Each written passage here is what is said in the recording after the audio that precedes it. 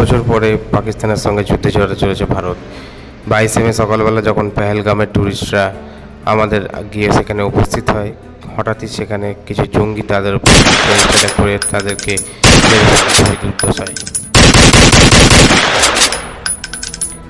এই খবর শুনে প্রধানমন্ত্রী তার সৌদি আরবের সফর বাতিল করে দেয় এবং এসে প্রেস কনফারেন্স করে তিনি জানান যে দোষীরা খুব শিগগিরই তাদের উচিত শিক্ষা পাবে এবং পাকিস্তান এই হামলার সঙ্গে যুক্ত বলে তাদেরকেও আমরা তাদের উচিত শিক্ষা দেব।